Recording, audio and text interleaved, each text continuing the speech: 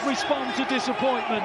They have bounced back just less than 72 hours after a really heartbreaking quarter-final Champions League exit by knocking Chelsea out in the semi-final here today. Bernardo Silva, I tell you what, the ball's made round to go round. He felt awful on Wednesday night after his penalty was saved, but he's the hero, and he's always a City hero. He's one of the most popular players this club has ever had, and everyone around the world who has any association with City will say that he deserves to be today's match winner. Bernardo Silva sent City through to another FA Cup final. The people spoke about the treble. Well, it's gone down to a double, but there is nothing to be in the least bit concerned about, because this group of players, the character they possess, the personality that they continue to present to us all, will tell you that they are champions for a reason. City have beaten Chelsea and will play in the FA Cup final in 4 weeks' time. The final score at Wembley Stadium: City 1, Chelsea 0. Well, let's go back to the studio and we can join Steve Howey and... Oh, I'm sorry, I beg your pardon. I'm going down to Pitchside, I beg your pardon. We won't go to Natalie just yet, because I can see down on the pitch is Shaun Wright-Phillips, and he is in the company of FG. Wembley is once again sky blue. Manchester City 1-0 winners, and the goal scorer, the man who was talked about so much on Wednesday, a man who deserved that moment, Bernardo Silva. But that's honestly what he gives you. He misses a penalty, you play him in another massive game, and he scores that goal that takes you to the final. That is Bernardo Silva all over. He's a quality player, he's calm, he doesn't worry about mistakes he's made in the past, he gets on with it and provides more greatness. I think Doku coming on changed the game for us. It was fantastic. Jeremy Doku indeed did change the game for us. And look at the scenes behind us, take a look at the sky blue, the inflatable bananas, and our captain Kyle Walker. Absolutely buzzing. What a time, because it's been a tough week for these players, and what a response. It's been fantastic. The crowd, you can see them, everything's going on, they're delighted, the reception is amazing, and I think the boys deserve it after 2 tough games back to back. 2 tough games indeed, and it was a very tough game until Jeremy Doku came on and he opened the game up, didn't he? Yes, but I felt that's what it needed. I was saying it to you in the first half. He just brings something different. And Chelsea were playing with such a low block. You needed somebody to create and drive the ball in with low crosses, because there is no Haaland. And we know Chelsea can defend those high crosses. And that's exactly what happened as well with the goal. As you can hear the atmosphere of all the City fans, which is absolutely electric. That was what happened with the goal, and it fell to Bernardo Silva, and it was never in doubt, was it? It was calm, collective and cool. It took a little nick off Cucurella, but he was in the right place, and he controlled it and dispatched it. And also our goalkeeper, Stefan Ortega, who's hugging Pep at the minute, made a couple of really good saves, in particular a double save to deny Nicholas Jackson. Yeah, he did. That strong arm that he gave, he stood up and knocked it away, and that's what you need from your keeper sometimes. If they could be bored in goal, but there'd be that 2 minutes where we need them to be that key player, and Ortega was that key player at the perfect time. You could probably hear Wonderwall as well being played out, but look at the smiles on the faces of the players who've had such a tough week. Jeremy Doku, that man knows he's a serious one, and Nathan Ake as well. They deserve it, don't they? They deserve it. They worked hard, they've had a game of extra time. Chelsea came here and made it really hard for them, and the boys stood up and was counted. They defended the tough times and then gave it all they got and still controlled possession of the game. It's amazing what a few days in football can do, isn't it, Shaun? That is football, and that's the best thing when you have games coming quick and fast. You've come out of one competition, you're in the finals of another, and that's how quickly it can change you. And I think Pep and the staff have done fantastically well in turning this around, and you can see him now waving at the crowd, FG. And of course, there's no words needed for Mr. Pep Guardiola. What a manager. We're so lucky to have him, and it's great to see him smiling.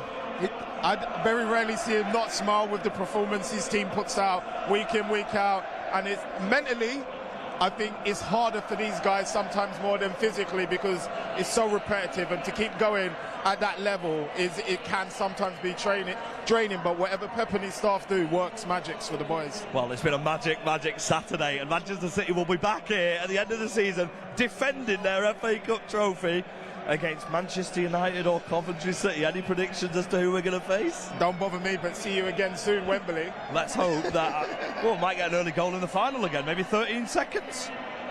If it's Man United, please make that happen. Right, we'll head back to a very, very happy studio from us at Wembley. Wembley is sky blue and Manchester City are through to the final of the FA Cup. I can't wait for it. Final bound again. Congratulations to Manchester City. We have made the FA Cup final again. We remain in with the opportunity to defend, of course, the trophy that we won last season. I am absolutely thrilled. So that is Saturday, May the 25th for the FA Cup final. Of course, it is the last game of the domestic season and we will be there. We will find out our opponents in the other semi-final. Takes place tomorrow. But I'm still joined by Richard Dunne and by Steve Howey. Do you know what, gents? I feel really emotional. And I think it's because it was Bernardo that got the goal and seeing Pep hugging Bernardo at the end there, Steve.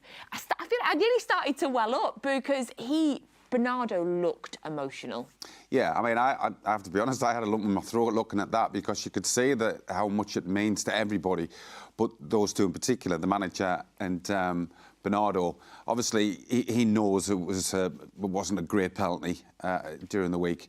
For him to get the goal, I'm absolutely delighted for him. But you're right, when you're seeing him, it looked as though he was kind of filling up. So emotionally, that for him is draining. But I think that game for the players today, that was one hell of a tough game. A really, really tough game. I mean, they had the chances, probably, should have scored on 2 occasions against Jackson. A penalty, which, yes, it's a claim for it. I think if you're a City fan and you don't get it, you're not going to be very happy. But them lads in that dressing room, wow, what characters. I mean, the togetherness they must have, the will to win, making it so difficult for teams to beat them. Do you know what? I'd take my hat off to them. They've been absolutely superb. That's the shot I'm talking about. That's the one that's got us all feeling emotional. Pep hugging Bernardo. Look at Bernardo's face. That is a man that's like, yes, he's taking that all in. The way that he turns, the way that he's standing there and he's just looking at the City fans, that's the moment that got me. I could definitely well up after that because it's been a week. It's been a week. You know, the game against Real Madrid, for it to have gone to extra time and to lose in penalties the way that we did, for Bernardo to have missed his penalty and then to have scored today, it's been emotional, Richard. And to see, Bernardo, but all of them on the pitch looking emotional for me when they've been so focused. You kind of remember they're human. Yeah, and the emotional, I suppose, pain of the defeat against Real Madrid is massive on the group. It would be huge on them. So for them to recover, to try and put that to the back of their mind and then put in a shift, it was a really, really good performance today, but not one that we normally see every week where it's possession-based and on lovely passing. Today was just digging in. They got away with it a couple of times, but they kept going, they kept digging in. And when you get a late winner and the final whistle goes, it's almost a sense of relief because it will have been a massive emotional week for them. And they've come out on the right side of a result. They were unfortunate midweek, great today. And yeah, they deserve it. We spoke earlier about mentality in the group and the team and the squad, and it's that more than that, and I think which shines through today to show, look, we've had a tough time, but we're still going. Even if we're not playing our best football, we still keep going, we still keep fighting, and in the end, the quality always shines through. I think for me, that's exactly it. I think you nailed it on the head with the digging in comment. I think that's what's also made me feel emotional, that we weren't playing that kind of free-flowing, attacking football that we often do, and we said that at half-time. We were digging in and we were fighting and we were doing what we needed to today, Steve. We were getting the job done on the back end of a tough week, and I think that's what's made me feel extra proud. Yeah, and I think if you look at the players as well, every one of them players was there for each other. And that's what made it brilliant. We love football, but the emotions that actually put you through, I sometimes question why. It's all the time, Steve. You're so up, you're so down, and it's just sends you through an emotional roller coaster. But them lads, as I said, they'll be in the dressing room and they'll be so happy, so relieved as well, because this has been a really tough week for them. But wow, what characters. Unbelievable characters. Loving this artwork as well. Have you seen this? We're so good. We got this straight up, you know, shout out to Danny Lennon and his art team as well. Look how beautiful that is. Emirates FA Cup 2024 final bound. That is us. That is Wembley Way. That is where we will be walking up again on May the 25th, the final game of the domestic season. Look at all the players there. I'm absolutely loving that artwork. So, a few of the key moments from the second half to talk about. I mean, Stefan Ortega, first couple of minutes, I was making a cup of tea for the second half when I saw it, Richard. He makes a great double save from Jackson. Should Jackson have done better? How good was Ortega in that moment? Yeah, I mean, Ortega was great because he stood up on this one, and Jackson actually made the decision to strike the ball to try and get it around him, but it was, again, poor quality strike from him. And you think that's it, the danger's gone, but again, it goes straight back out to Cole Palmer and he whips in a lovely ball. And Jackson, again, probably should score, but he heads it and Ortega's in the right position, good reactions and gets the ball away. And it was a difficult start and you thought this could be a long second half, but like we kept saying, they kept going. They gave away the odd chance, but kept recovering. And Chelsea will be ruining those opportunities now. And another clean sheet for Stefan Ortega in the FA Cup. Overall, he had another great game. He did, yeah. I mean, people can sort of see it, they've missed chances and stuff like that, OK. But ultimately, the goalkeeper saved them as well. And if he wasn't there, and if he didn't make the saves, Chelsea go through. Chelsea reach the final. So I think every sort of congratulations has got to go to Ortega, and I think the boys will certainly give him that as well. I'm sure Edison does as well, and all the staff, because, you know, for a lad that's, yes, he's come in because Edison's been out, but normally is on the sidelines. For him to come in and give a performance like that, again, you know, you've got to just think the professionalism from these players, certainly likes of him. I mean, I know Pep kind of rotates the squad a little bit, but somebody like him, which sits for weeks and weeks and weeks on the side and then comes in and plays a game of such importance, but he plays a game of such quality from him, is testament to him. And fits perfectly into what Richard was saying earlier about the mentality of all of the players. A moment, Steve mentioned it earlier, penalty shout for Chelsea. So it was a free kick taken by Palmer. The wall jumps, Grealish is in the wall, and as he jumps, he lifts his arm, and it looks like the ball grazes under his arm. That's what I'm going to say that's what it looks like, but VAR says no. What did you make of that shout? I was worried.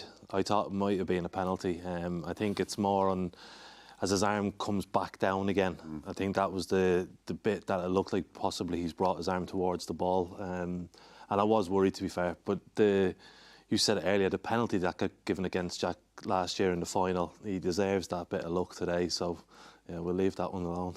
Yes, Richard, that's exactly what I was thinking. That is karma for that shocking penalty decision last year. OK, we're just going to leave that. The fact as well that it went for a goal kick and not a corner, VAR looked at it. We're just going to leave that there, gents, because we deserve that little bit of luck. And also, Chelsea had a little bit of luck involving Jack Grealish shortly after that as well. So Caicedo, already on a yellow card, goes in for a challenge on Jack Grealish. Now, we heard Michael Brown in the commentary talking about it. I'd love both your opinions as former professionals.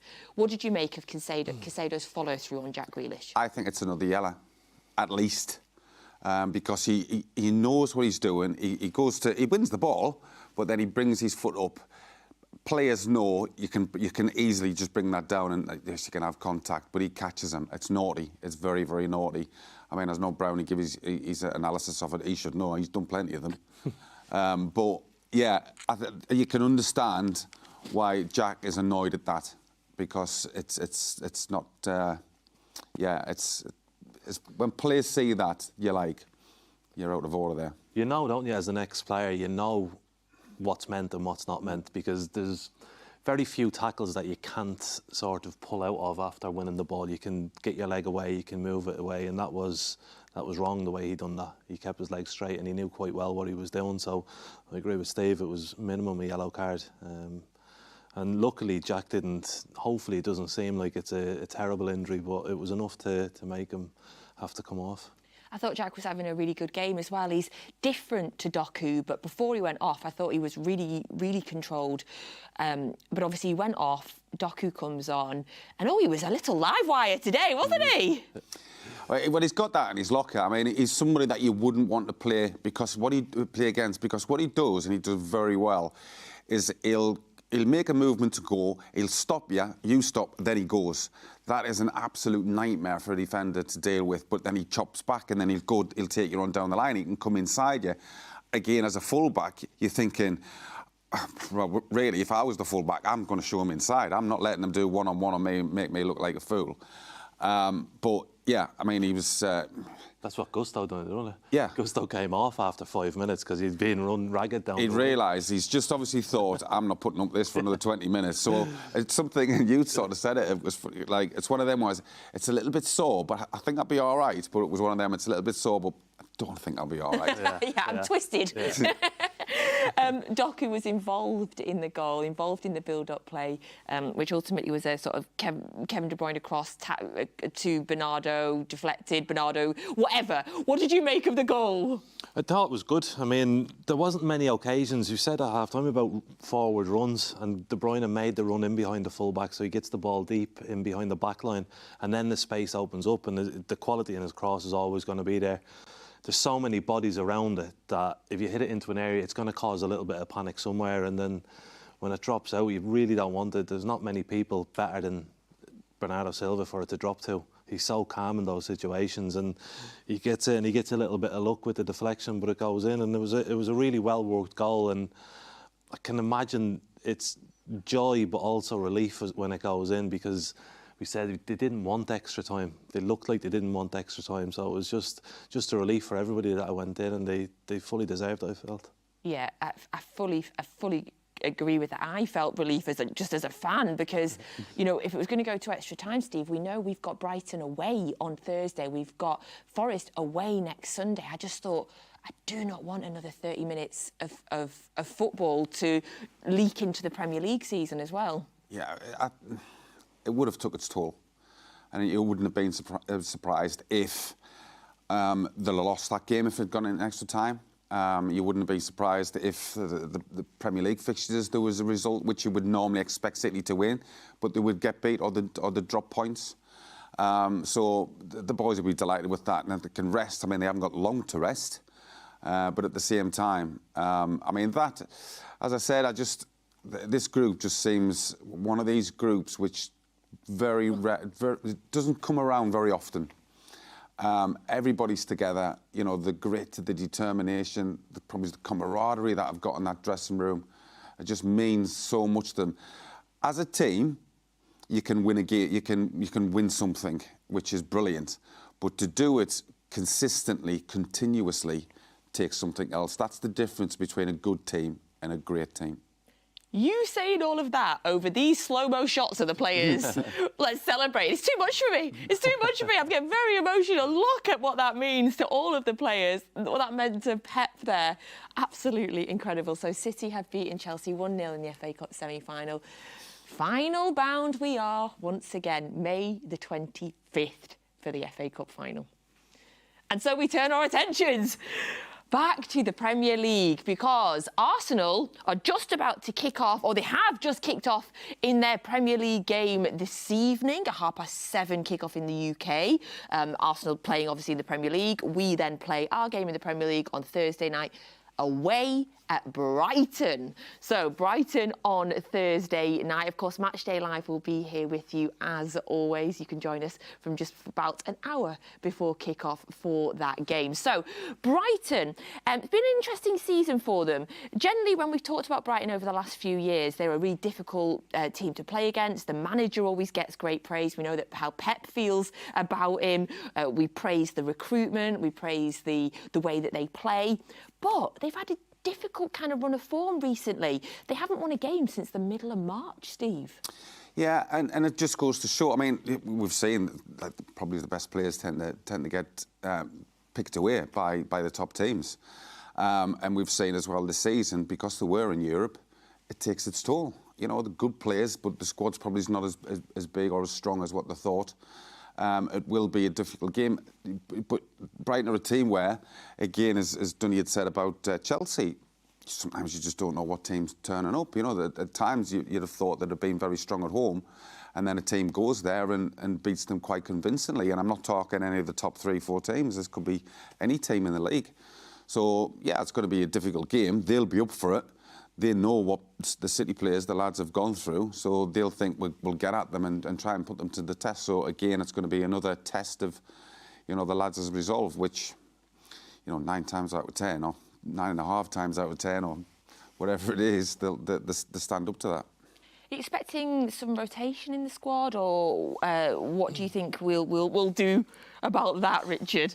I think they'll have to be. I think it will take its toll, the amount of effort that they've put in over the last week. I think it's going to be difficult to ask the same lads to go out and repeat and repeat and repeat all the time.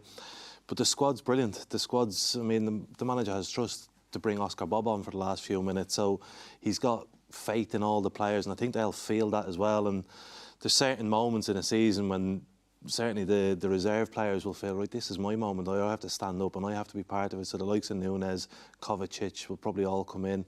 Guardiola will be back after today's rest. So, yeah, I think he will rotate, but I always say every time he rotates, it's still the strongest squad in the Premier League. It's the strongest 11 that comes out in the Premier League, whoever's playing.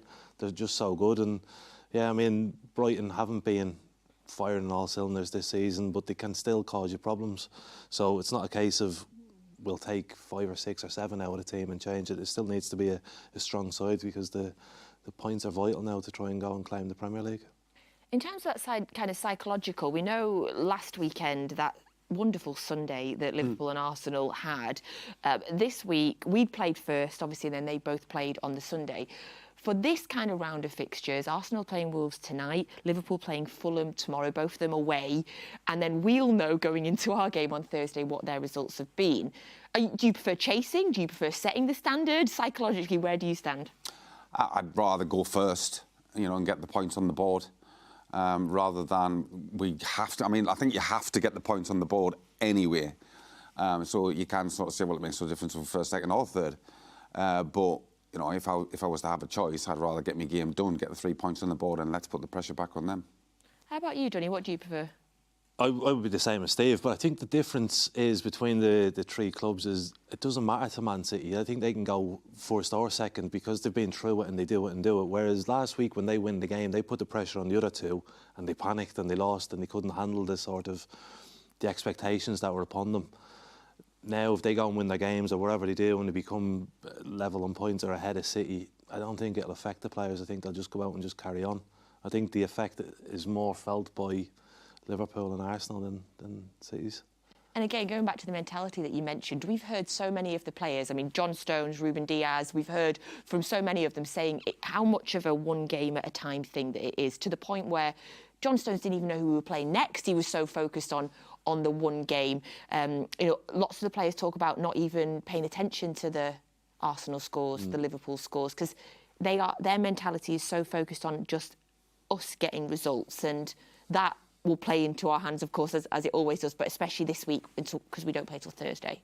Yeah, I think for us as fans, we go and right, well, Liverpool are going to win that, Arsenal will win that, we'll draw that at this, and so we can predict the whole league. Whereas the players know they can't affect what Liverpool are going to do, they can't affect what Arsenal are going to do, but they can affect what happens in their games.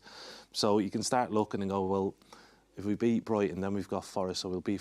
It doesn't work like that because you end up with 4 or 5 changes, people aren't well, and all that stuff. So, as almost boring as it is, you have to just look at the next session, the next game, and then just take it from there. Because I think it's for us lot to try and get carried away and predict the end of the season, but the players will just deal with it as they deal with it, game by game. I think Dunne is absolutely spot on. You've just got to concentrate on your game. I do think it's a little bit of a fib if a player says that he's not looking what Arsenal or Liverpool do, just like the Arsenal players or the Liverpool players, because they'll be thinking, how's City getting on? How's Arsenal getting on? And all that kind of thing. But there's no point in looking too far ahead. Just get the job done, what's in front of you. And then when you've done that, now move on to the next. Oh. We're so close again. I can't believe it. The time just flies. In terms of that Brighton game, obviously, we've had Real Madrid. We've had the semi-final today. Brighton will have had 12 days off prior to the fixture on Thursday. How much of a positive is that for them? I think it can be a plus or a negative. really, because sometimes it's good when you've got a game and then a game and then a game, and you've got that fluidity if you want. Whereas they could be, yes, rested, but rusty. You know, so it can work for you and it can work against you. But as I said, the lads, the City players, they've just got like, well, we know we've got Brighton. You could have had 3 weeks off and went to the Caribbean if you want. It doesn't make any difference to us. We know we've got to get 3 points. Love that. Thank you. So it's Brighton Thursday night. Of course, Matchday Live will be here with you before the game, half-time and full-time, as always. Now, there is another big game coming up as well, because the games come thick and fast, because City have made the final of the FA Youth Cup. So the final of the FA Cup and the final of the FA Youth Cup will be taking on Leeds. It's being held here at the Etihad Stadium. Friday, the 10th of May, that is a 7 p.m. kickoff. Get yourselves down, support the under-18s. Tickets from £3 for adults and £1 for concessions. I will definitely be there. I cannot wait to watch that. Hopefully City adding another trophy to the cabinet that night. So, Steve, thank you very much. Richard, thank you very much, both of you, for being here as always. And thank you all for joining us on another Matchday Live as we are final bound. Thanks to that man, Bernardo Silva, with the winning goal in the FA Cup semi-final. I can't look at it. I'm going to start crying. We'll see you all on Thursday night when we're back in the Premier League. We're going to finish off the show tonight from hearing from the match winner. Bernardo, that game could have gone either way, but we got over the line in the end. Tell us your emotions. Well, very happy because of another spot in the final, another chance of winning a title for this club. And this team deserves, after a very disappointing week for all of us. It was good to come here to Wembley and to give this chance to our fans to fight for another title. You mentioned disappointing week. It was painful on Wednesday night. How have you picked yourself up from that to go again today? Well, very frustrating, but it's football, and we've done it in the past. We've had frustrating nights in the past, and it's not easy 1 day, 2 days after, 3 days after. But it is what it is. It's football, it's life, and you have to get on with it. And the good news is, after 3 days, you always have a chance to try and put things right, and that's what we tried to do today, and we're very happy, as I said, with the win and with our chance of winning another FA Cup. You put the ball in the net there at the end. Just as you're wheeling away, 30,000 City fans celebrating with you. What does that feel like? Well, so happy for the whole team, the way the team played today.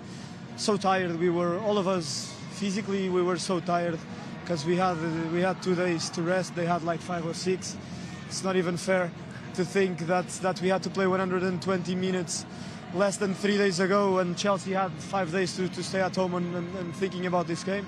But it is what it is, and the way the team fought to give the happiness to our fans and the chance for them to come to Wembley again and to fight for another FA Cup, we couldn't be happier right now. And at the other end of the pitch, how important is a clean sheet today? Well, yeah, our keeper, our defenders, even if we lost a few balls that gave them some counters, the way they defended in the last actions was brilliant. And yeah, we know how good our back four plus Rodri with the keeper they are, and it was another great performance from the team today. So 6 games left in the Premier League. We're going for the title. FA Cup final here. Chance to do something special again this season. Very motivated and looking forward to have 4 days to recover, proper 4 days to rest and to be prepared for that game against Brighton away, which is a very tough one. And yeah, we're in a good position to win the Premier League, but we need to win our games, do our job. Thank you, Bernardo. Well played today. Thank you very much.